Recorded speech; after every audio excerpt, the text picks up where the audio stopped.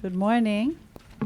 Good morning. Good afternoon to all of our guests who are joining online. We're streaming live internationally at this moment. So we greet you from Cambridge, Harvard University Center for African Studies. My name is Zoe Marks. I'm the faculty director of the Center for African Studies, and it is my distinguished honor to be welcoming you to today's conversation. I am also lucky to be joined by a facilitator who is my predecessor, the former Oppenheimer faculty director of the Center for African Studies, historian Professor Emmanuel Achampong. Before we begin, I'd like to say Eid Mubarak to those who celebrate. Today's a joyous day in the Muslim world. And I want to welcome all of our distinguished guests who might be coming to Harvard for the first time, or perhaps you've been many times. It's a privilege to have you, and welcome to all of our students, faculty affiliates, fellows, and others who are joining today's conversation. The Center for African Studies at Harvard is a globally recognized interdisciplinary community of Harvard University that spans all 12 schools. And our mission is broadening knowledge about Africa and African perspectives within the Harvard community and ensuring that cutting-edge learning opportunities and research are in dialogue with African students, scholars, professors, and thought leaders. We are Harvard's Embassy to Africa and Africa's Embassy here at Harvard. The workshop, the African Studies workshop, of which today is a special occasion, is one of the center's core initiatives to bring together Africanist scholars and practitioners to share their work, their future research and teaching about the continent, and to provide a professional apprenticeship space for doctoral Africanists in training across the disciplines. It is a laboratory for scholarly exchange, and it was relaunched this winter after a one-semester hiatus, where we engaged with our community to find out what perspectives, what topics, what issues were most important to them. It is in that spirit that I'm thrilled to be inviting our distinguished guest to provide the indigenous knowledge and the important practice of oral history and oral tradition in the Asante tradition. So let me begin by introducing Professor Achampong. Emmanuel Achampong is the Ellen Gurney Professor of History and of African and African American Studies here at Harvard University. And he is a Minister for Worship and Formation at Harvard University's Memorial Church. He served previously as the Oppenheimer Faculty Director from July 2016 to 2023 here at the Center for African Studies. And he was the one who recruited me to come to Harvard, ensuring me that there was, in fact, a rich community of people across the university's many, many corners, silos, and schools of excellence where I would be among good friends talking about Africa. He's a corresponding fellow of the Royal Historical Society in the UK, and he obtained his PhD in history from the University of Virginia in 1993, his MDiv from Andover Newton Theological School in 2014, and became ordained as a minister in the UCC tradition in 2017. He has an honorary Doctor of Laws degree from the University of Ghana, received in 2018, and an honorary Doctor of Letters from the University of Cape Coast in 2023. I could go on, but I know that you're not here primarily to learn what you can learn on the website. I'm also going to offer an abridged biography of our distinguished speaker, Oheneba Akwasi Abayie, also known as Lovelace Prempeh. Oheneba Akwasi Abayie was born and raised in Manshia Palace in Kumasi. He is the son of Ntufo Sir Osei Ajemang Prempeh II, Asante, 1931 to 1970. At Manshia Palace, he is called Oheneba Akwasi Abayie, his name at birth. He left Ghana in 1964 for England, where he continued his education. And just 1 year later, he was admitted to Lancaster University to read economics and international politics. He successfully graduated in 1968 with a BA in honors in economics, which I believe is our #1 degree here at Harvard University, so you're amongst good friends. And he has a rich experience in finance and business management, acquired over the years from both the United Kingdom and Ghana. After university, he began a professional career in London and served his articles with the international firm of Coopers & Lybrand, now PricewaterhouseCoopers. Some of you may have heard of it. And after qualifying as a chartered accountant in 1974, he joined the Audit and Finance Department of EMI Group, the British industrial and commercial conglomerate based in London. He returned to Ghana in 1975 to Pete Marwick & Co., now known as KPMG. Again, you may have heard of it, a reputable international firm of chartered accountants as an audit manager.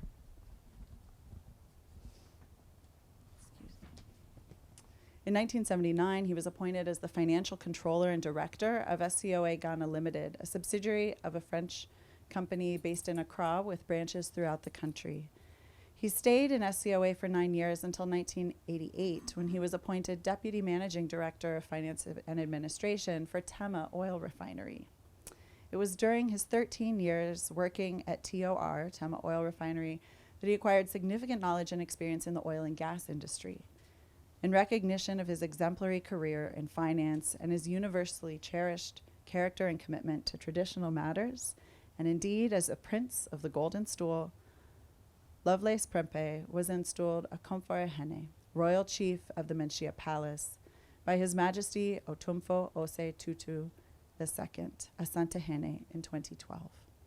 He has since traveled extensively with the king and built and consolidated several important relationships whilst hosting royalty, political leaders, and several high-ranking dignitaries. This is just a snapshot of Oheneba's numerous international accomplishments. I want to add personally that as a scholar of African politics and West Africa in particular, it is a true privilege to see someone who so effortlessly and with such force, power, and dignity spans these worlds and spans the generations in the work that they do. I would now like to invite Professor Achimpong Oheneba to have a discussion, and we will open it up for discussions and questions from the audience at the end. Thank you all.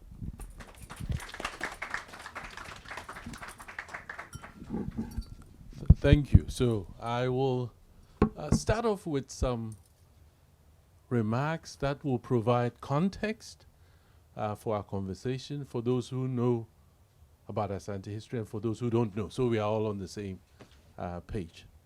So last year, 2024, there were 3 important commemorations in Asante, and I'll use these 3 to provide context or background.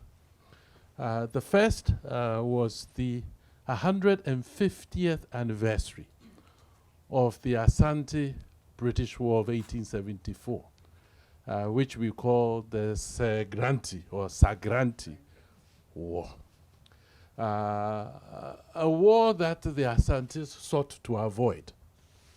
But I think in 1874, Asante and the British had fought several wars. The advantage was not necessarily on any side. Asante won some, the British won some. But come 1874, Industrial Revolution had made Britain's hand stronger.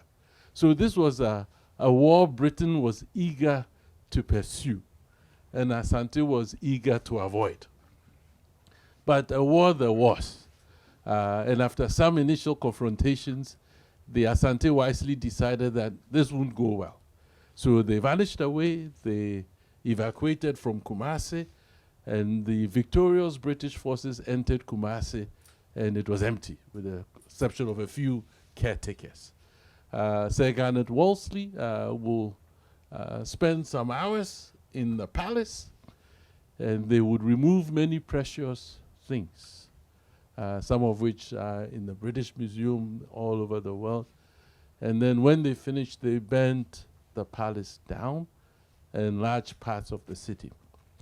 And the challenge is that once you come back, you're not even sure what they took, because you're not sure whether they took it or whether it was burnt. And so it is over time, gradually, based on exhibitions in the British Museum and on published works, that the Asante are beginning to gain a better sense of the extent of items that were removed from the palace. So in February 2024, 150th anniversary of the Sagranti War. We used that occasion also to launch an important book. And I brought my copy, and we will talk about it a little bit. It's a big book, History of Ashanti by Nana Osei Ajiman Prempeh II. So this was a book that was orchestrated and directed by Nane's father. And we'll talk a little bit about that. So we used the 150th anniversary, and this version was edited by Thomas McCaskey, one of the leading historians of Asante. So we launched this in February 2024 in Kumasi. So that is event number 1, Sagranti. In 1896, by that time, scramble and partition of Africa is going on. The British decided that they should annex Asante. At that time, Prempeh I, who also will write the history, which I brought, was king. So they invited Prempeh I to become a vassal of the British. He kept declining. So the British in 1896 decided this was nonsense. So they marched onto Asante. Prempeh remembered how the 1874 war, the Sagranti War, did not go well. Indeed, the Asante nicknamed the war the Total War, based on the sound of Martini Henry rifles. This was a high-tech war. The Asante were handicapped. So Prempeh decided that we're not going to fight. If we fight, they will mess us up. He opted to go into exile to save Asante. So they removed him, his parents, the heir apparent, several prominent chiefs in 1896.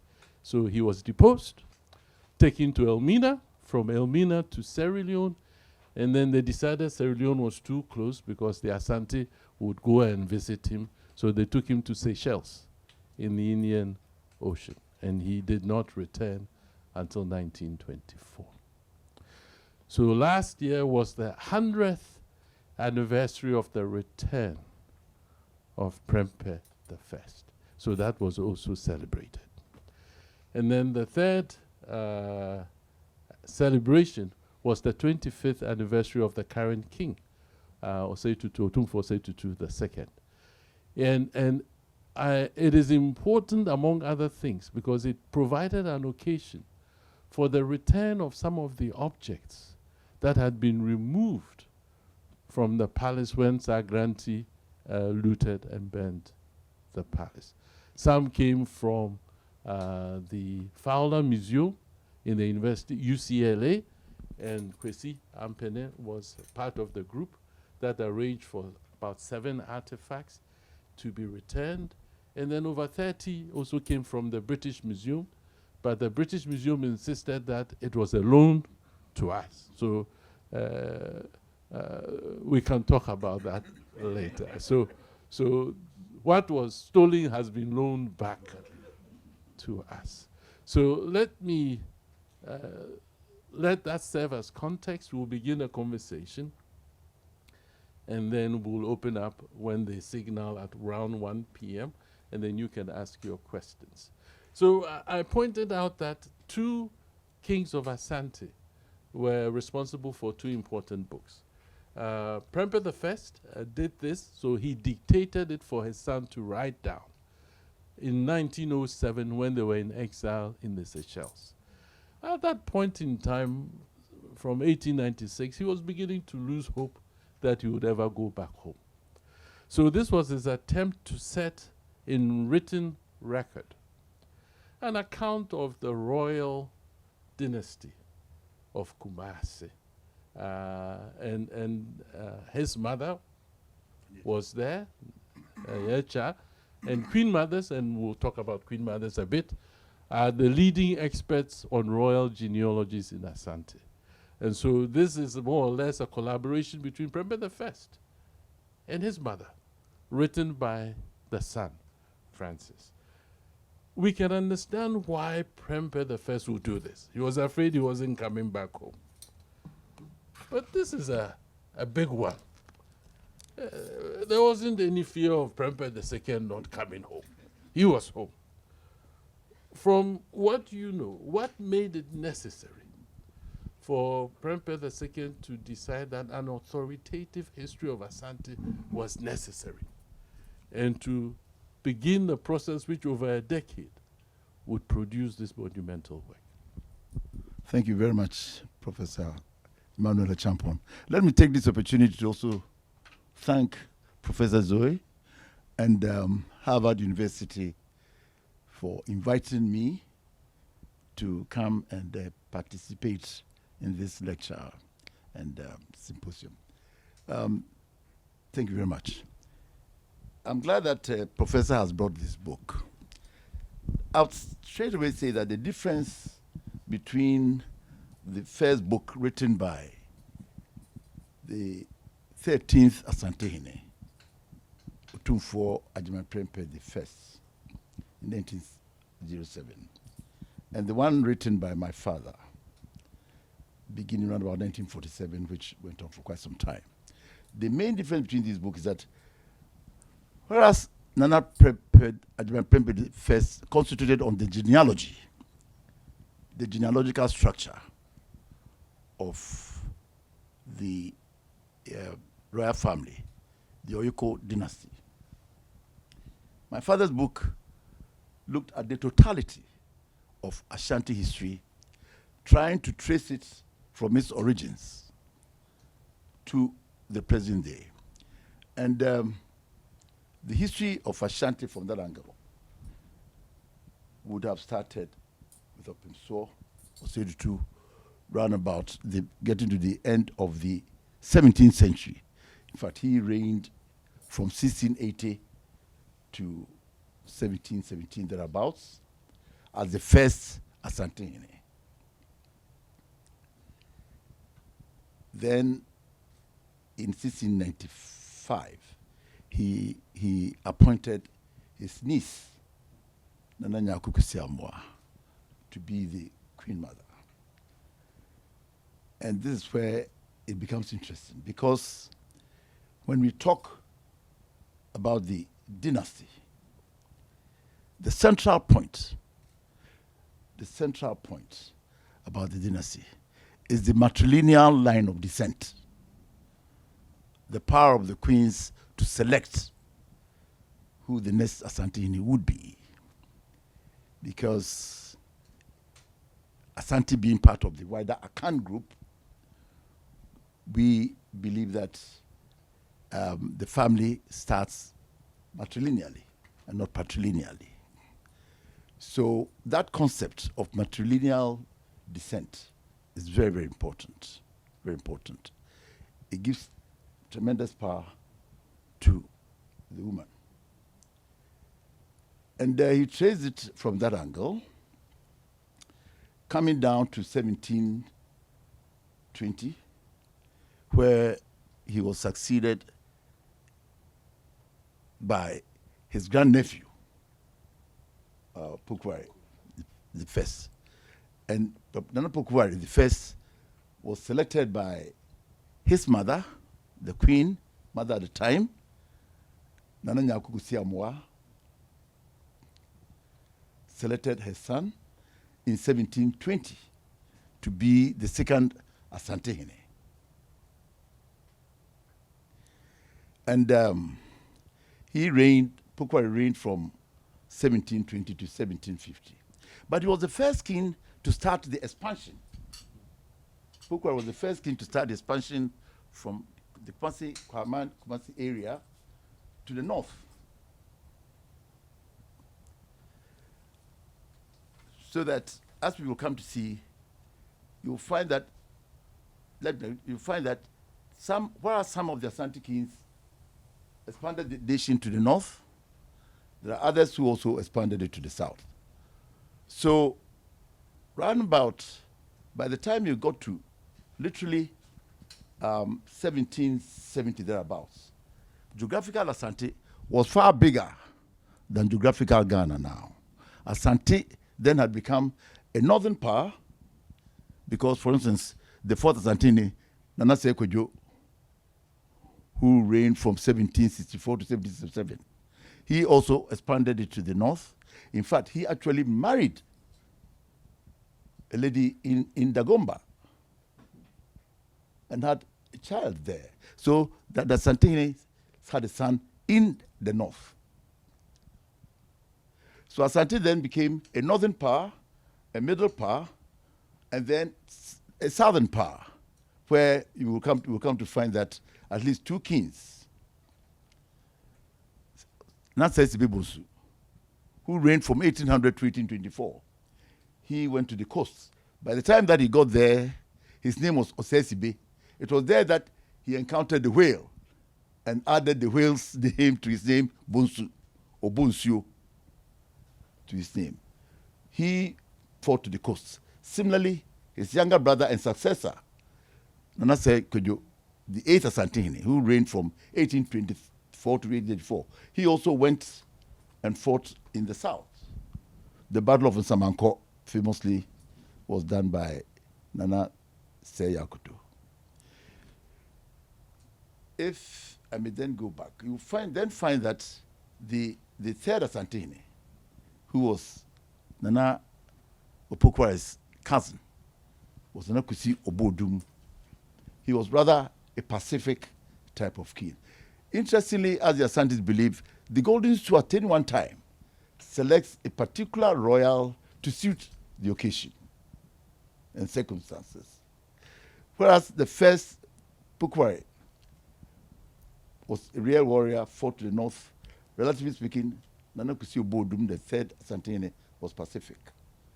The fourth Asante, Nana Sekojo, who succeeded his uncle, Nana Kusi Obodum. Kusi Obodum, as I said, he succeeded Pokware in 1850, reigned for 14 years to 1864, and then his nephew, Nana Sekojo Okwewia, succeeded him. And Okwewia means that he enjoyed fighting during noontime. Most of these warriors will fight at night, but Okwewia showed his bravery by fighting at noontime. And he also expanded the kingdom up north to German and other areas, in Kransan, Techiman areas. He was followed, Sekojo was followed by 4 of his grandnephews, because Osekojo, Nana Sekojo's sister, from the same mother, the third Asante man, Nana Kwefiye, was called Nana Yabrefi. Nana Yabrefi had 3 daughters, Echampoma, Kwendu Yadom the first, and Akuzia Sewa. And he selected Kwendu Yadom the first to be the 4th Asante Hima. And the first 3 Asante Himas had reigned from Kukufu as the royal village. The first 3 Asante Himas, Nana Nyakukusi Amwa, Nana Ketia Timabamo, Nana Kwefiye. It was Nana Kwedu Yadom the first who was brought down from Sekojo to reign from Kumasi. And she reigned from 1764 to 1809, a period of 41 years, really formidable. And it was her children who became the 5th, the 6th, the 7th, and the 8th Asante. The first one being Osei Kwame, the 5th Asante, who became Asante at the age of 12. At the age of 12. And he reigned from 1777 to 1798 as the 5th Asante, followed by his younger brother, Tumfo Opokufufie. Opokufufie was the 6th Asante, who then reigned from 1798 to 1791. There's something interesting that I would like to bring here. As I've said, the descent structure is matrilineal, so that an Asante cannot be succeeded by any of his sons. Neither can an Asante be succeeded in terms of the Oheneba queen mothership by any of his daughters either, because they are not members of his family. The Asante's family is matrilineal, his sister's side. So when an Asante at that time would want to have his lineage continued, he would rather arrange a marriage between his son and a royal female, so that the product would be patrilineally an Ohenena and matrilineally Odishie. The first example was Opimso, the first Asante. Knowing that he was not going to be succeeded by any of his sons, he arranged the marriage between his son, the second Achampene, also a free, to marry the third Asante Hima, the Nekwe free. And their son was the fourth Asante, Osekojo. You see how interesting it is? So that Nana Sekojo, the fourth Asante, was an Ohenena, a grandson of Opimso through his father. And then a royal who could succeed through his mother, Nanekwefi, the third Asante. Now, when we come down to Kunedu Ayodom, who was the fourth Asante, she was rather a formidable lady. The first son, that is Osekwame, who became the fifth Asante, his father was the Mampohine Subkantanka. But the sixth Asante, Pukfufi, was by a prince, Prince Educhum, a son of Pukware, who became the sixth Asante. Then the eighth Asante too, Osekojo's son, Osuasan, who was the chief of Asokorobampong, then married Kwediadom, and the son was the eighth Asante, Osesbibusu. So you see these princes marrying the queens and the Jews becoming occupants of the golden stool. From Osebosu, we came to Oseyakuto. Then these four, that is Sekwame, Pukufufi, Sesbibusu, Seyakuto, these four, who were from the same mother, it was their nephew who became the ninth Asante, Kokudia the first. Now Kokudia the first. He reigned from 1834 to 1867. It was during this time that the famous bond of 1844 was formed. And Dana Kokudia the first had been brought up in Jabi. I'm trying to interface this with some history. His predecessor, Nana Seyakuto, who reigned from 1834 to 1824 to 1834. It was during the time that we had the first migration of Jabin to the lands in Koforidua. They were all both Oyuku royals, but then they had some disagreements, and it ended in a fight. And that was the first migration of the people of Jabin, Asante Jabin, to Koforidua, where they were given refuge by the Ochehin at that time. We'll come to find the second migration as we go along. But because Nana Kokudia, the first, had been brought up in Jabin, when he became Asante in 1834, one of his major decisions was to bring back the Jabins from Koforidua back to their native Asante Jabin. And he succeeded by letting the Queen Mother of Jabin at that time, Nana Jabin Sewa, bringing a lot of the people back. But like any migration, some stay back. And it was when she came back that Nana, the Queen Mother, gave Kokudia the appellation Fredua Jemai Pambo. That is, his patience was such that he could even sew a stone, a ball being a stone, or Pambo. After Nana Kokudia was his grand nephew, the ninth Asante, the 10th Asante, Nana Kofi Kakari. It was during Nana Kofi Kakari's time, who reigned from 1864 to 1874, that professor said we had that fight with the British, the Seganetosli War, popularly referred to as the Sagrenti War. It was that war fought by Kofi Kakari And as a result of the superiority of the weaponry of the British, Kofi Kakari lost.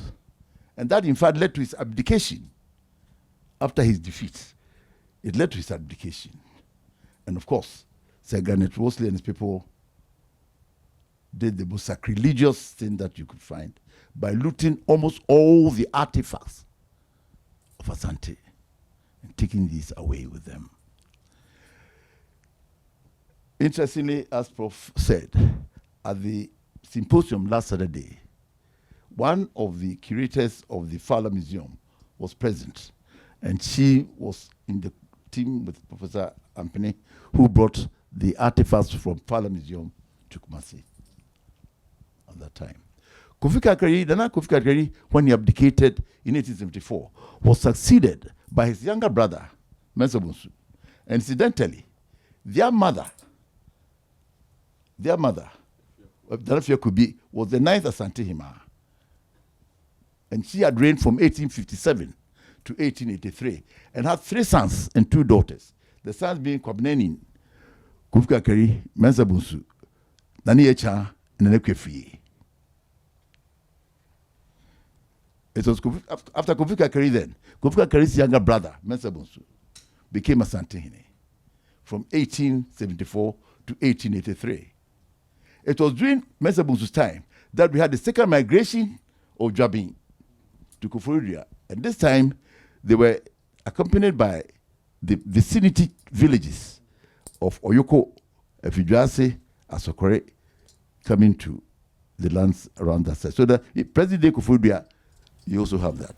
Now, may I intervene and ask a couple of questions to open up this dynastic history? Okay. So for the Asante Hima, we like to say Fiakobi didn't do us too much of a favor with Kofi Kakari and Mensa Bonsu. The 2 of them abdicated. Yes. But in terms of the Asante Hima's choice, does she play a role in the administration after her selection? Very interesting question. If you could speak to exactly. that. Yeah. See, we will come to find that over the period, we've had 30 custodians of the golden stool, of whom 16 are, and Asante is the occupant of the golden stool. But the Queen Mother, Asante Hima, is also a custodian, in the sense that when an Asante dies, the custody of the golden stool passes to Johima until a new king is selected. And the role of the Asante Hima is to select the next Asante Hine. After that, he becomes the Asante Hine's mother, even though she may be a uterine sister. She becomes the Asante Hine's mother. Her role is partly ceremonial, partly judicial, partly legislative over history. Her role is to counsel the reigning Asante Hine. Her role is to be approached by other chiefs who may have used her as a conduit with some cases to the Asante Hine. She plays so many roles, but the important thing is that she sits behind the scenes and doesn't interfere in the day-to-day administration of the occupant of the golden stool. Let me ask another one in terms of dynastic history. So the Oyoko family, royal family, they are the eligible ones. Exactly. But there are 2 branches. We have Oyoko Koko and we have Oyoko Tuntum. So there's a red line and there's a black line. You've talked about how we like to marry Oheneba to the royals to make sure the product is just excellent as an eligible person for the Asante Hine. By the mid-19th century, there was fierce competition because the royal women were scarce. Exactly. And we wanted more. So contention between the lines, those who came down from Osetutu the first, Exactly. those who came down from Kokuria, Penny. So can you speak a bit to these 2 lines And you've spoken about Oheneba and the rest, and just let us understand how the exactly, thing moves around. exactly. Historically, as you say, you find that when there is a vacancy of the stool, as soon as an Asante dies, in modern times, they've been fairly serene and calmer. In the 17th century and the 18th century, there were fierce competitions. For instance, there's no doubt that when Opensosetu died in 1717, there was a period, a gap between 1717 and 1720 when the next king of Pukware came in, because the Ras were fighting among themselves. And in fact, the group that lost, the Adako part of it, they are the ones who ended up in the Ivory Coast, the Bole family, those who originated from Nsuta. The other one, you will find, let me bring it forward, especially you find that it's a particular, you have the Osetu line, in the initial one, because see, don't forget, Osetu had two sisters. Prince Osetu had two sisters, Nana Bonafie and Nana Chiroma. Nana Bonafie's daughter, that is where the whole thing really started. Nana Bonafie's daughter was Nyakuku Siamwa. Nana Chiroma's daughter was Nana Nketienti Mabamu. Bonafie's Nyakuku Siamwa's son was Pukware. Nketienti Mabamu's side was Nana Kwefie through to Sekwejo. So now, by that time, you had the Pukware wing and the Sekwejo wing. Come down to Kwakudia. Now, when Nana Kwakudia became Asantene in 1834, he was the first Asantene whose father was not a prince. So the princes before him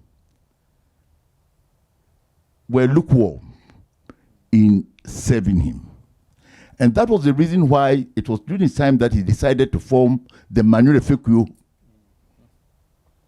and loaded it with his children. Incidentally, Nakwakudu had about 20 sons.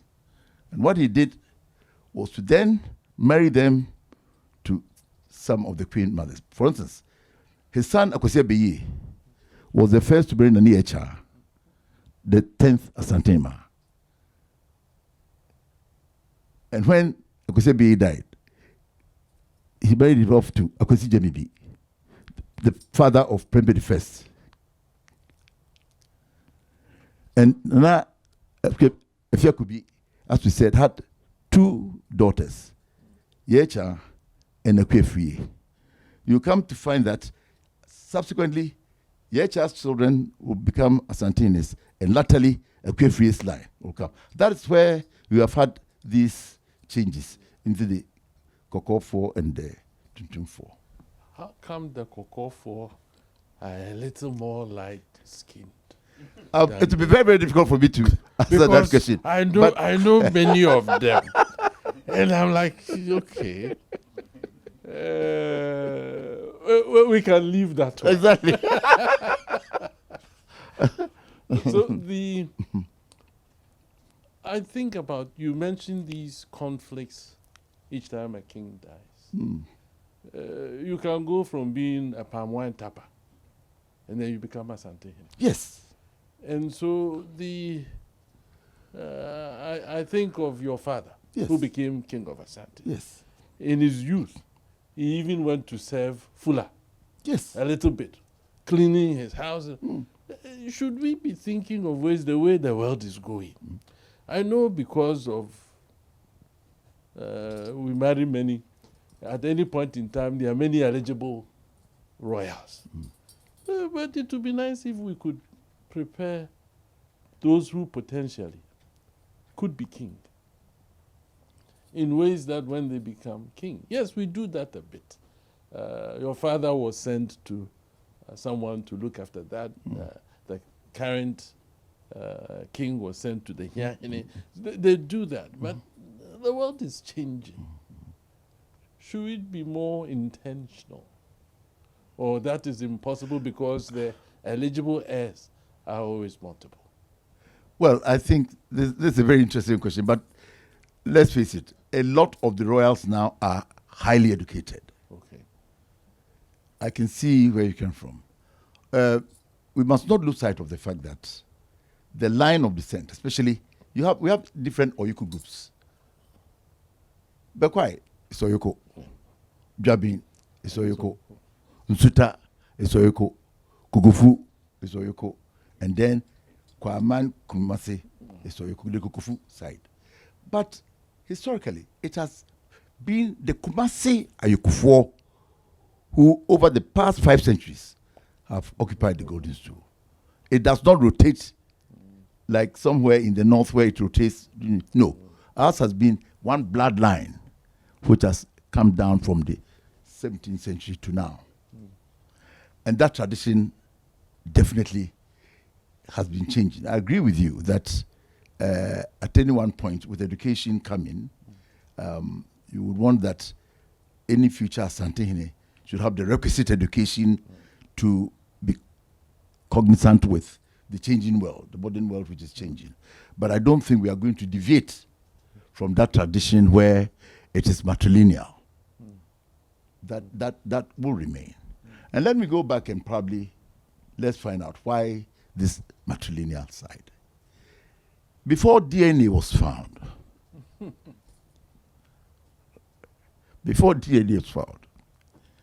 the accounts, not Asante alone, the accounts of which the Asantes form a part, believe very strongly in the matrilineal line of the family. Because physically, biologically, when the child is born, you can be sure that 50% of the blood in that child belongs to the mother. But who is the father?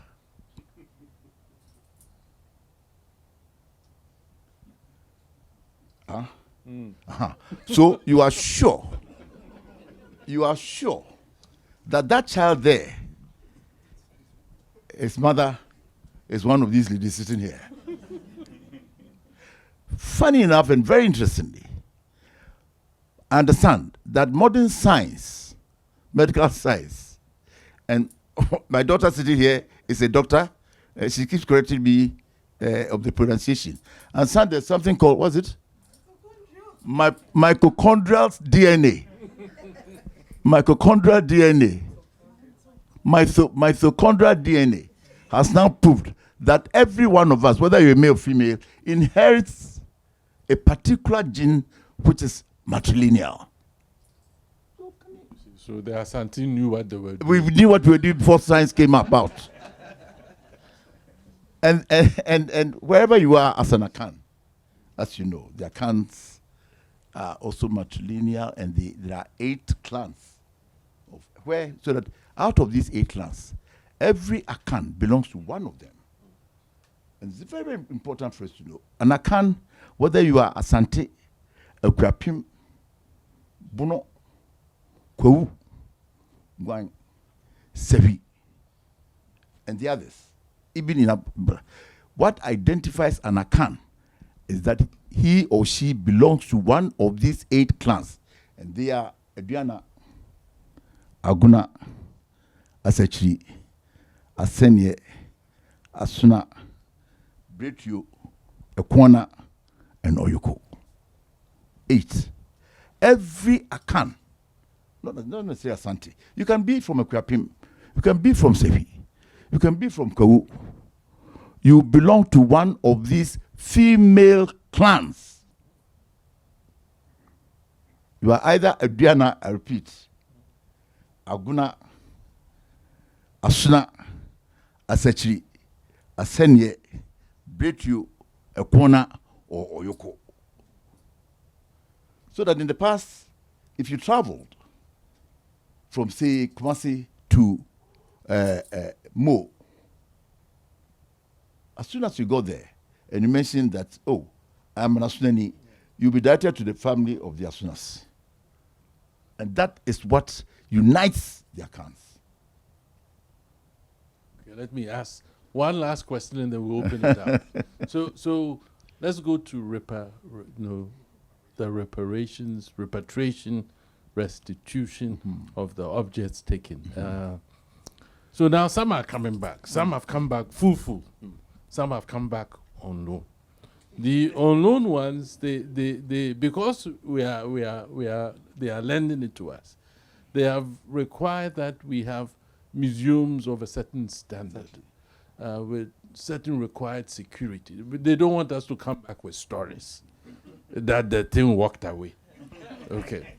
So, but what it is doing is that it is also an opportunity for us to tap into technical expertise, to upgrade our museums and our collections, to learn more about preservation and conservation.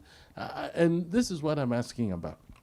Each time a king of Asante dies, apart from those who serve them, Abenasefo and the rest, apart from the Jasifo, those the domestic, exactly. This is like we call them internal affairs. Exactly.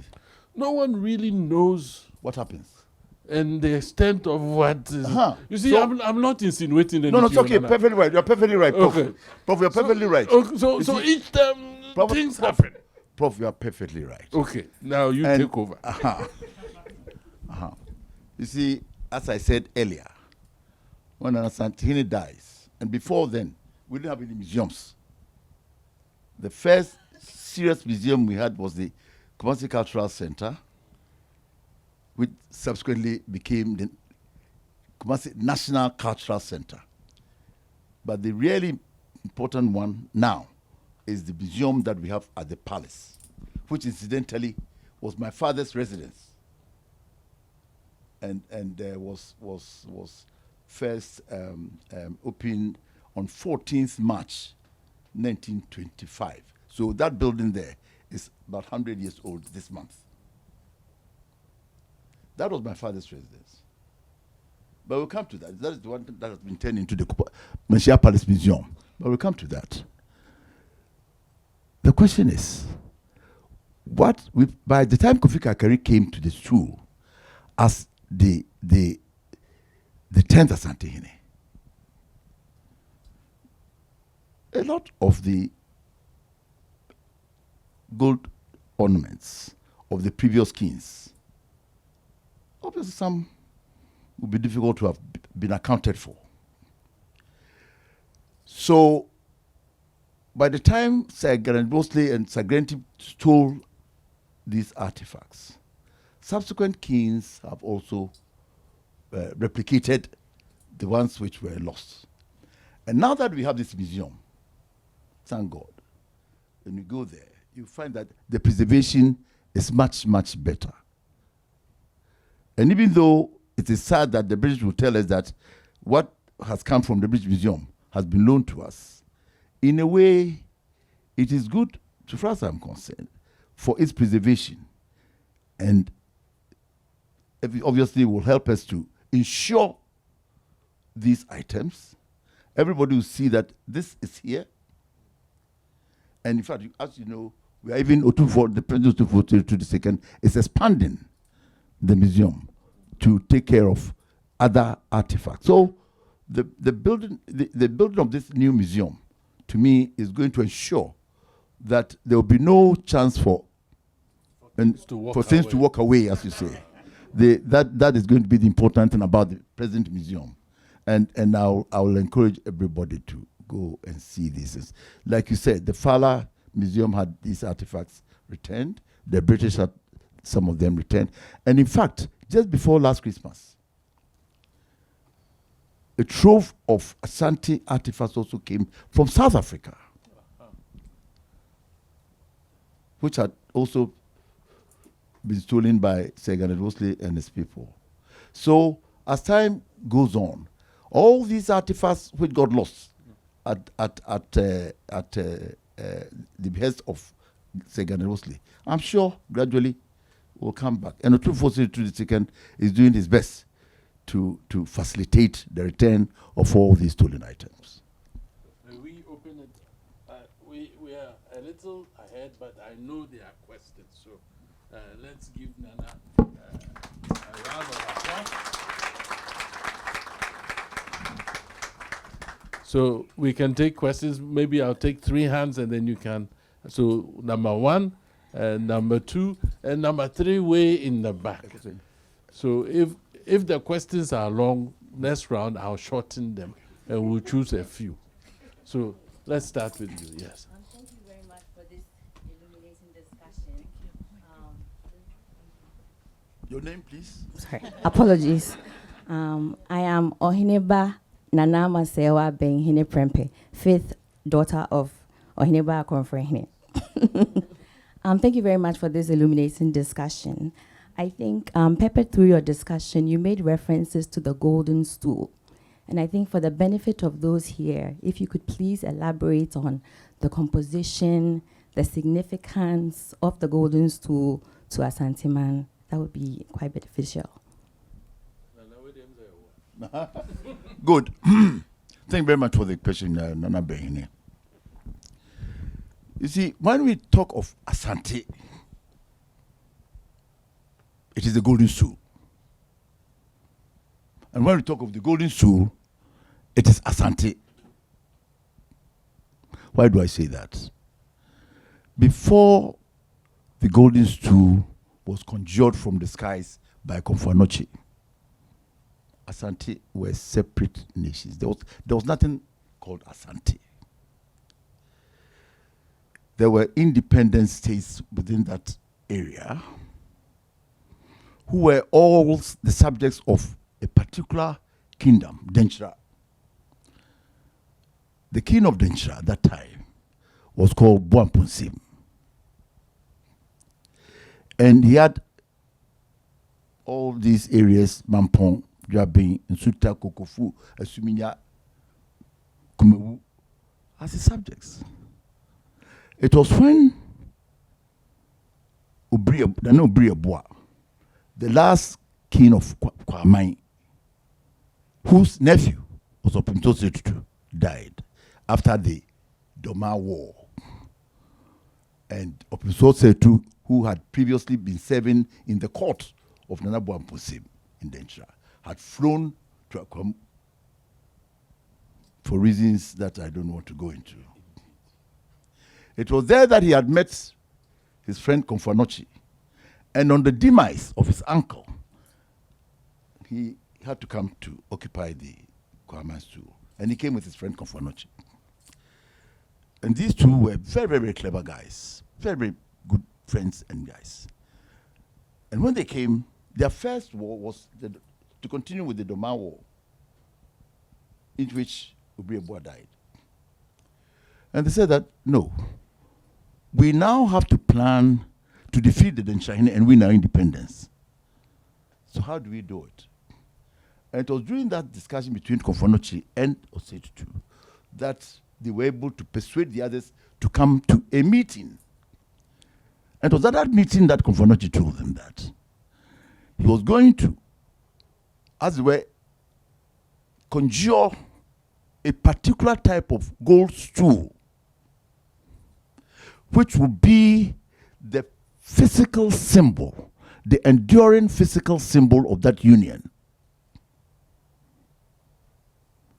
And as we've seen from time immemorial, you need a physical symbol to identify people. The British crown is the symbol of the British monarchy. Similarly, the golden stool is the symbol of that Asante union. And when we say Esa, Esa means war. Esa, Yekosa, we are going to war. In other words, we are uniting because of the impending war with Denchira. The Denchira war, no, that war, Niekabomo, Esa Denchira Saninti, and then as time went on, it became corrupted to Asante for, Asante for. And that was how the golden stool came about. And then it was at that time that all these kings assembled accepted the fact that the golden stool had literally been given to Opensosetu, that they then swore the oath of allegiance to the Asante. They say it came to rest. It did indeed. I believe that strongly, that it came to rest on him. I mean, if your friend does not make sure that it rests on you, then who else will make sure that it rests on you? But the fact is that it rested on Osetu. And so he became, at that point, primus inter pares. At that point, he became primus inter pares. And then they all owed allegiance to him. And see, Prof, significantly, let me come in here. That is why, see, that is what makes the Asante crucially important. The Asante plays three roles. As the first and foremost, the Kumasi Hene. He's the life president of the Kumasi Traditional Council. And then, more importantly, he's the life president of the Asante Mai Council, which originated from this confederacy, which was formed after the conjuring of the golden stool and the meeting of the Amayie at that time. And when we talk of Asante in these terms, we must look at the old map of Asante. I mean, of the 16 kings, only three. My father, from 1931 to 1970, Pokuare from 1970 to 1999, and Otumfosu to the second, who have been really Ghana kings. The rest were either kings within Gold Coast or even before. Look, Gold Coast came to meet Asante. Gold Coast, it came to meet Asante.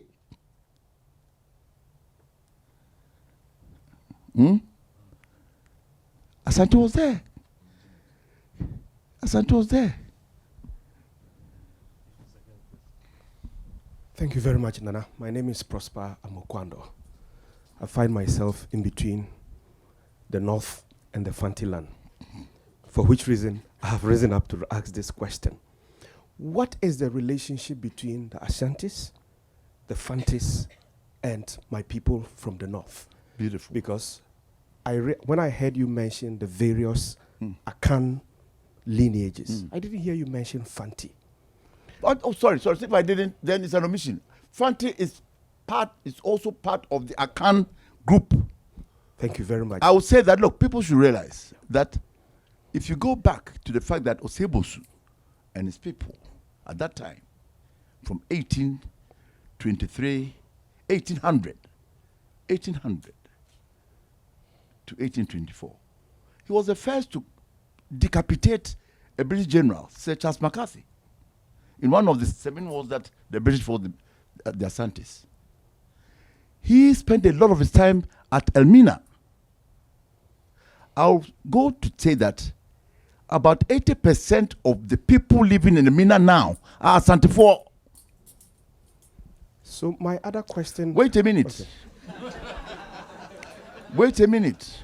I told you earlier that an Asante, the first Asante Sekojo, married a Dagomba lady and had a Dagomba child. Look, one of the reasons, when in 2001, the Yana was murdered, President Kufuor had just become the president of Ghana. Yeah. One of his major first tests was the killing of Yana. It was a criminal case. Look, interesting. It was a criminal case. But then President Kufuor realized that no, although it's a criminal case, let that criminality take its part. But it is also a monarchical case.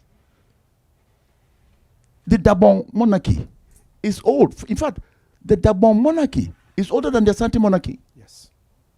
Oh, yes. Yes. The Dabong monarchy dates to the 15th century. Asante monarchy, 17th century. And Nana Sekojo, as I said, had done the so President Kufuor was informed by the fact that if he was to set up a group of eminent chiefs to look at it from the monarchical side, then no less a person than the Asante should be involved. And that's why he made Otumfuo II, the chairman of the eminent chiefs, to look at the monarchical traditional side of the succession to the Yana skin. So you can see that, and that's why I said at a certain time that there was a time that Asante was a northern power, a middle power, and a coastal power. The 17th century Asante kings had a big relationship in the north. Look, in fact, it was the fifth Asante Hene, Osei Kwame, who reigned from 1777 to 1798. He brought all the Pintin songs and a lot of the artifacts of the north to Asante. In Pintin came from the north, where chiefs at funeral wear this hat and the batakari and all the ornaments. It was Nana Sir Kwame who introduced these items during his reign. I think that answers my question. Now, finally, why is the Asante Hene not part of the National House of Chiefs? Thank you very much indeed. By the way, I'm from the Nigeria. My mom comes from Nigeria. The formation of the National House of Chiefs is a fairly new phenomenon. As I've said, of the 16 kings of Asante, only 3 have been involved in Ghana as a nation state. The first 13, the last 13, were not part of it. Historically, Asante did not want this Ghana concept. They wanted their own Asante. They wanted to go back to the Asante. You see, Prof told you about the fact that Nana Prempeh I had been captured and exiled to Seychelles Island in 1896. When Nana Prempeh was captured in 1896, the British ensured that they decimated the Ashanti Confederacy. The Ashanti Confederacy was completely decimated after Prempeh had been exiled to Seychelles Island.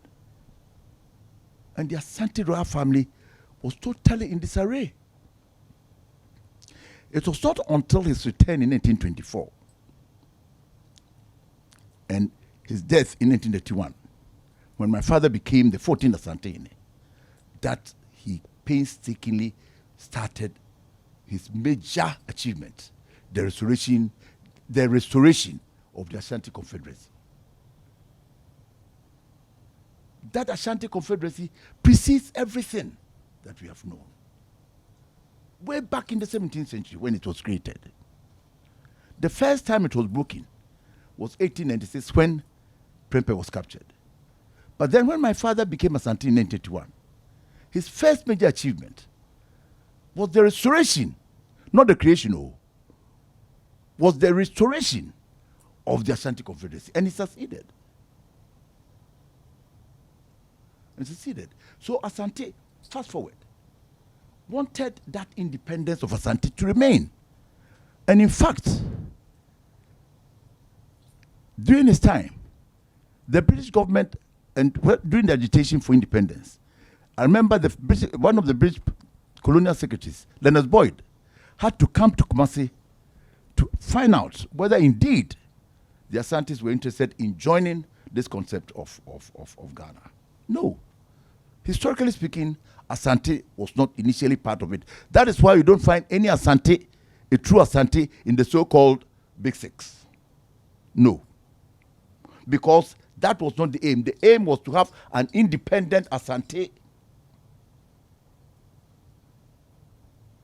But then my father accepted that the future of Asante was also to be intertwined with the future of Ghana. And that's why he came to accept it. And your question, I'll lead into your question. My father was virtually made the head of the National House of Chiefs, which was a creation of President Nkrumah. There was no National House of Chiefs at that time. The National House of Chiefs is the creation of Gold Coast, of Ghana. But then, after its creation, there were divisions among the chiefs that, no, it must rotate. And during Nana Pukwa's time, it was decided that even though the present physical structure, the capital of the House of Chiefs is in Kumasi, Nana Pukwa, then decided to withdraw from it and remain Asante. But then the paramount chiefs, other paramount chiefs of Asante, are part of the National House of Chiefs. So that's it. Two brief things before we go to the last one. Are we recording this? Okay, so I need to speak to her, right? Nana, let me borrow yours. We are recording. So Nana could have told you that from the late 18th century, early 19th century, every king of Asante has an imam. So the connections to the north are there. And then the other note, I had asked why Prempeh II would find this project necessary. But in the process of the restoration of the Asante Confederacy, which picked up steam 1835, there were all kinds of 1935. There were all kinds of narratives and contestations. People came with claims about this, about that. And it made him decide that at some point in time there was a need for an authoritative history of Asante. And clearly the authoritative history would be his perspective. So this is it. And it was in response to the divisions and the contentions as Asante moved towards the Confederacy. And you know, the British like to say they are democratic. And the British will hear everybody's opinion, which for Nana's father was a bit irritating because he gave opportunity for what he would call upstarts to come and give their versions of Asante history. So this was supposed to set the record straight. Okay. So now there was a question at the back. There was someone at the back who wanted to ask a question. Yes, you can come and take the mic and ask. And let me give this. Okay, we'll take two or three. Okay, all right. Thank you so much, Nana. My name is Raymond Nabi.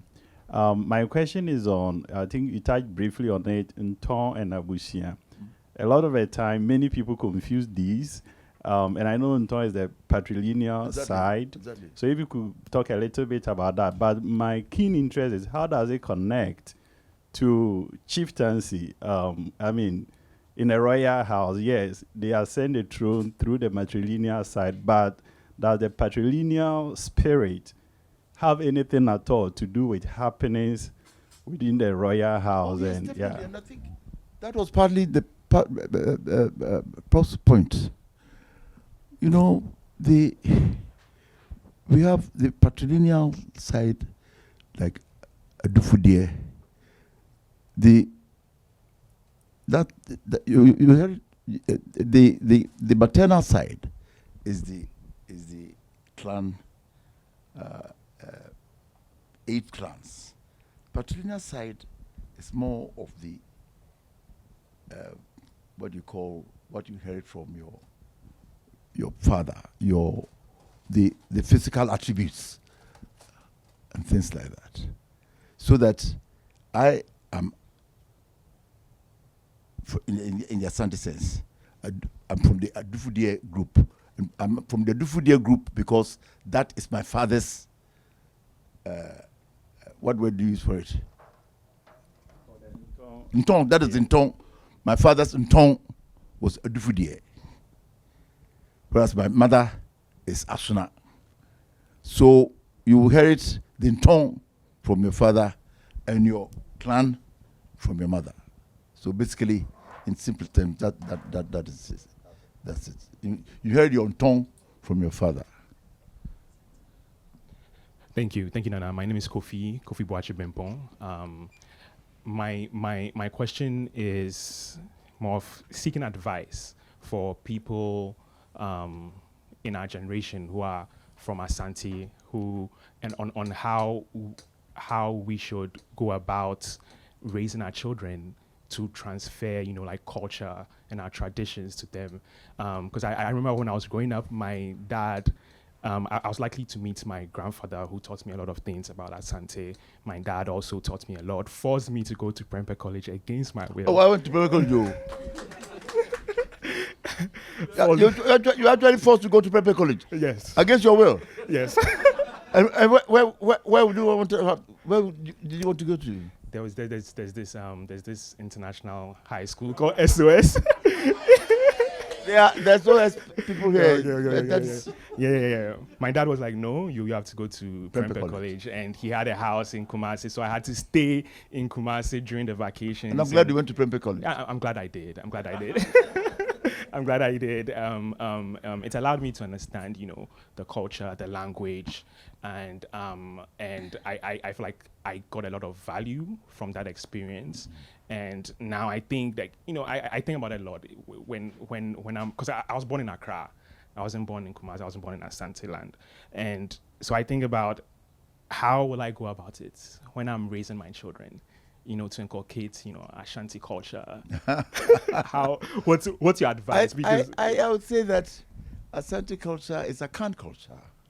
A lot of it, their Kans have are similar. It's a lot of it is migration. If you go through it, you find that the cultures are the same. Unfortunately, to some extent, modern science and technology have come to dilute the significance of our cultural values and systems, and a lot of the cultural nuances of upbringing, which helped the development of children, seem lost. People forget that. Let me take the upbringing of a girl in Asante. There are certain things which become a taboo.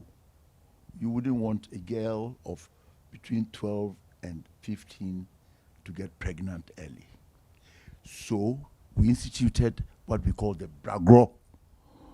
When a girl, as it were, gets to the age where she starts menstruating,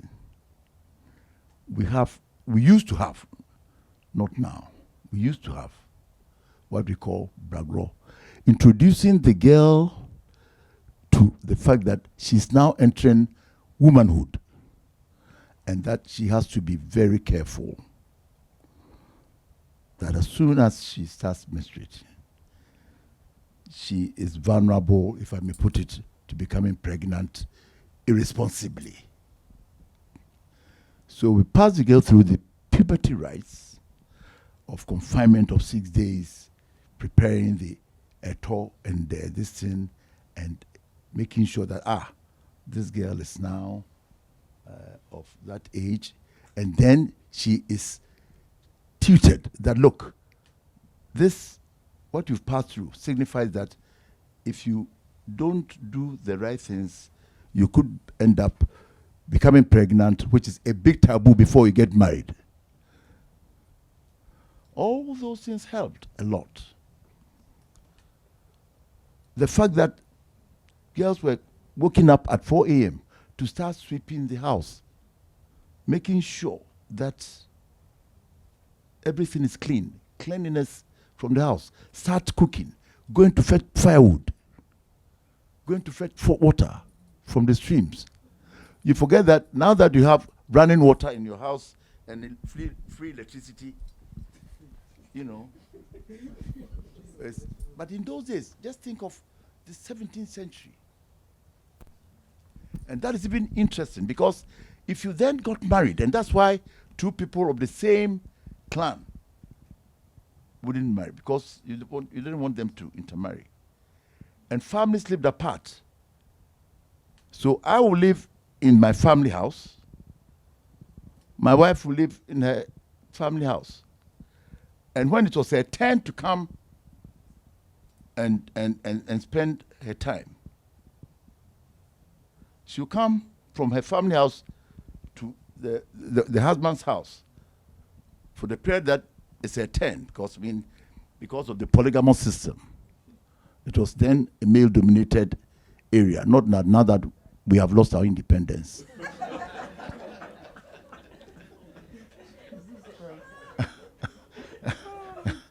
You find that your wife will come from her family house to be with you, and then when it's not her turn anymore, she goes out, and the next wife comes. Oh, that The men were strong. we used to be, not now.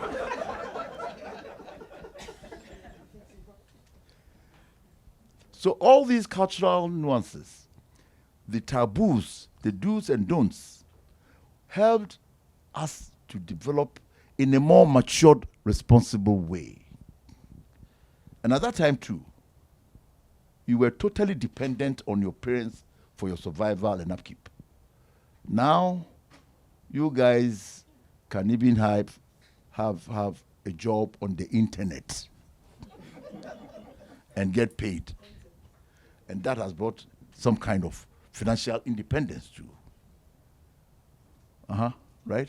So I'm glad that you would want to bring your children up in the Akan way of gradual development.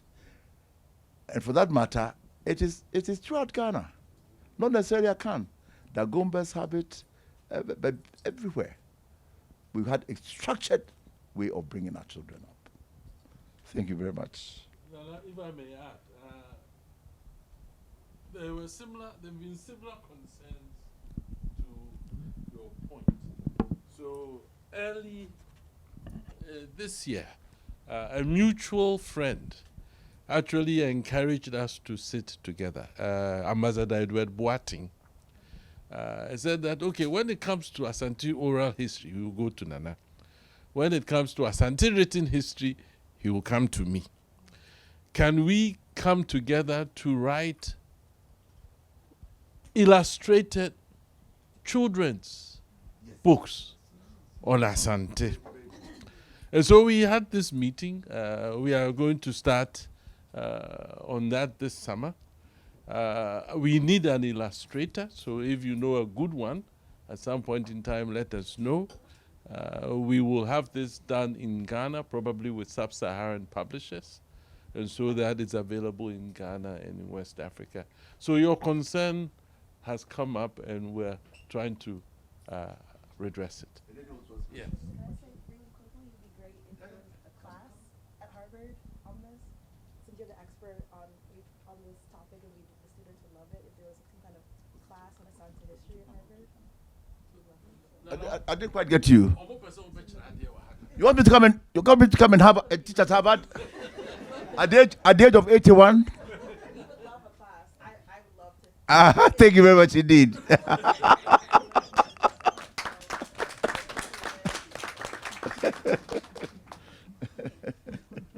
Hello. Thank you very much for this rich conversation. My name is Marius Kother. I am a new assistant professor here in Women, Gender, and Sexuality Studies. I'm a historian, and I'm an Ewe from Togo. Good. But my mitochondrial DNA goes all the way to Keta. So my question is in relation to this. I'm thinking about the history of Asante as it relates to Ewe communities, and I wonder if you could talk a little bit about Asante's relationship to Ewe communities and how we narrate the histories of Asante and the communities surrounding that area together. Thank you very much indeed. The Asantes and the Ewes have had a very, very close relationship. Very, very close relationship. If there were any wars, I don't think there were many wars between the Asantes and the Ewes. In fact, it was during the reign of Nana Kofi Kakari, the 10th Asantini, during whose reign, unfortunately, we had this infamous Sagrenti sacrilegious loot of Asante artifacts. It was Nana Kofi Kakari who brought the Ewes to Kumasi. When we talk of Aunaga, the area settled by the Ewes in Asante Kumasia, it was Nana Kofi Kakari. He had a very good relationship with the chiefs of Togoland and Ewe area. We've had a tremendous relationship. In fact, during the reign of the President Otumfuo, the Togbe Siri of Anlo paid a big visit, and Otumfuo reciprocated that visit when the Togbe Siri celebrated the Hobochocho festival. There has always been a very, very good relationship between the Ewes and Asantes. Unfortunately, some unscrupulous politicians,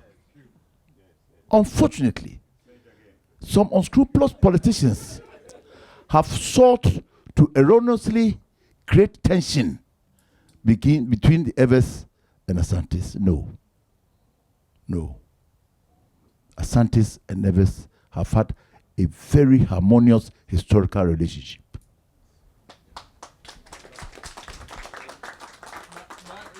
In the late 18th century, early 19th century, there used to be a phrase, Asante Kotoko, Anlo Kotoko. Yes. Asante, Akwemu, Anlo, they're together. Literally. And then you mentioned Kofi Kakari. There was a war in northern Everland. They went to score Krepi Sa. Exactly. And then the Asante got there. Maybe, can we not record this part? Okay. And then they found out that the northern Ewe women were beautiful.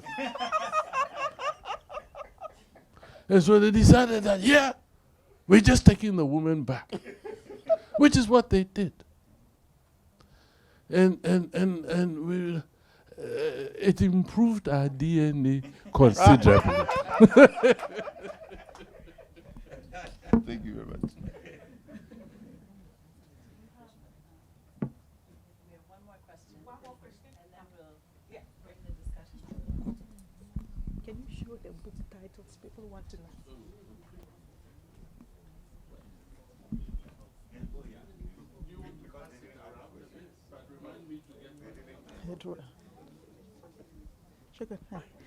My name is Annalisa Rodriguez. Thank you so much for this education that you've given us on the Asante Kingdom. And as any Ghanaian knows, you're a very important kingdom in Ghana that is well respected. My question is, what is the role of the Asante within Ghana today? How do the Asante see their role within the greater context of the country Ghana? Thank you very much for that very important question. As I said, pre-independence, Asantes fought for the restoration of Asante as a kingdom.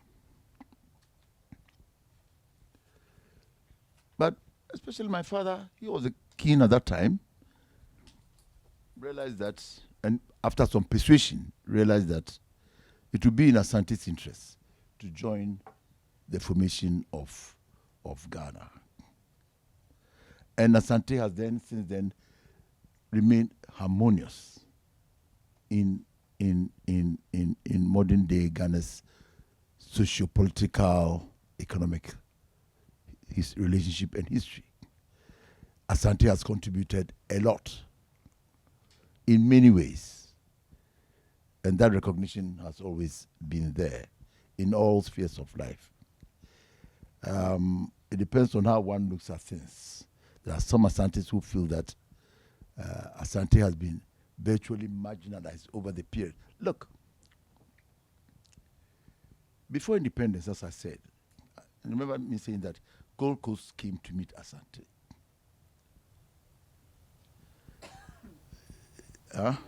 Just as pre-Gold Coast also came to meet the wider area of it was the British who came to create the Gold Coast colony.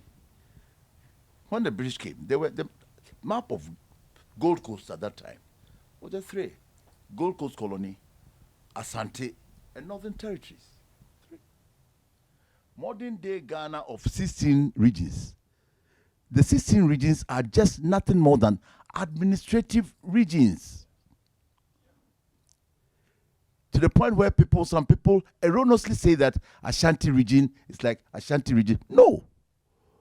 Ashanti region is just one of the regions. But when it comes to Asante Mine, within the current 16 regions, there are 6 regions in Ghana which form part of the Asante Mine Council. And these regions, let me tell you, are the whole of the Ashanti region, the whole of the Hafu region, part of Bunu region, part of Bunu East, Eastern region, and Oti region. 6. When the Asante Mine Council sits, you have representatives from Oti region, which used to be part of the Volta region. Bunu East, Techima in Kransa. Bunu West, Brekum, Sunyani. Bunu East, Bunu West, Brekum, Sunyani. Others, Ahafu, and proper Asante. When Asante in the old map of Gold Coast colony, Asante and the north, Asante had a border with the Ivory Coast. It was one of the first acts of President Nkrumah after independence in 1957 that he created the Bunu region and virtually carved what used to be Western Asante from Asante proper. Part of the reason was that some people in Ivory Coast had a relationship with Asante. In fact, the then president of the Ivory Coast, Abayie, came from Osuta.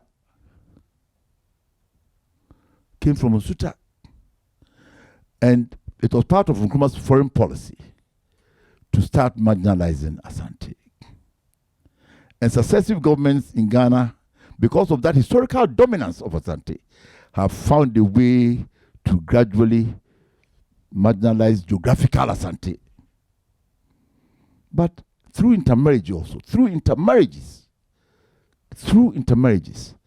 a lot of Ghanaians are now part Ga, part Asante, part Dagomba, part Asante, part Ebe, part Asante, part Ga, part Asante.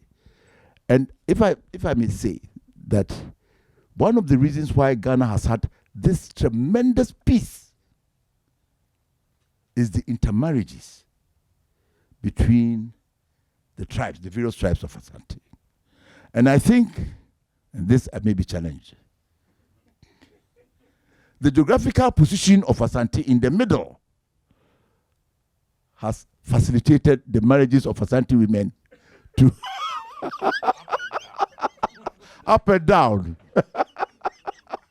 Thank you. Does that answer your question? Thank you very much indeed.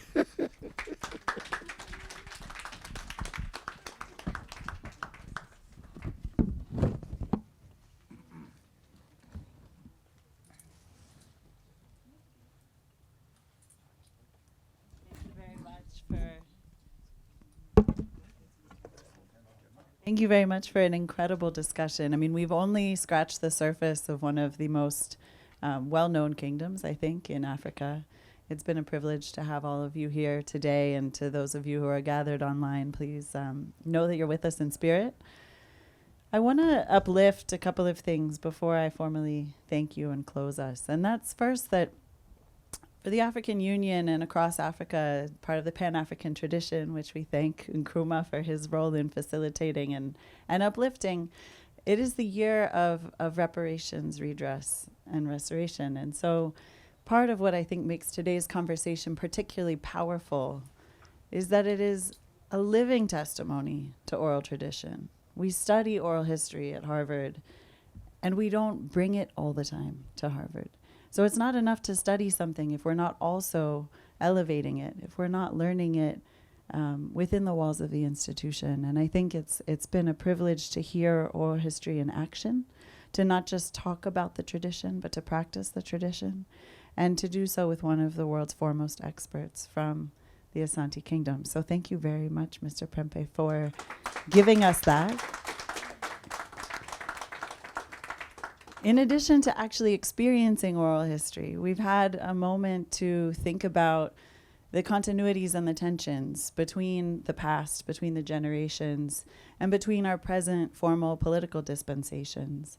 And I, for one, found it incredibly powerful to think about decolonization practice through the lens of restoration, restoring confederations that have been forced to the side through colonial encounter, reclaiming existing cultural narratives that are not latent but alive, and to think about what do they bring, what do they offer that is distinct. So I thank you for some of the many creative threads that we'll be leaving with today. And I also want to thank Professor Akwasi Ampene for bringing this introduction. Thank you so much to the chair. If you could please stand so everyone can see you. The chair of the Department of Music at Tufts. Professor Ampene hosted a large convening this weekend, so it's particularly generous of you to be with us today. I would like to thank and congratulate your family for joining us. If you could please rise to be applauded. 5 incredible daughters, 6, 7, 8. Thank you for being here. And if I could invite your wife to the front. This is for you. Thank you so much for the work you've done, for your presence here today. You're always welcome to the Center for African Studies, and it's been an honor to have you here. Okay, thank you very much. I need to get myself a Harvard t-shirt. Oh, I'm sure we can arrange. In here, I've learned a lot, even from him. Thank you. Thank you.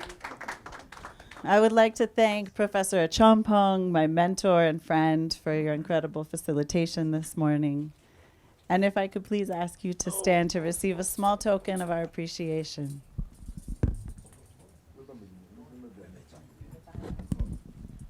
Thank you. Thank you very much. It's been a pleasure. Thank you very much.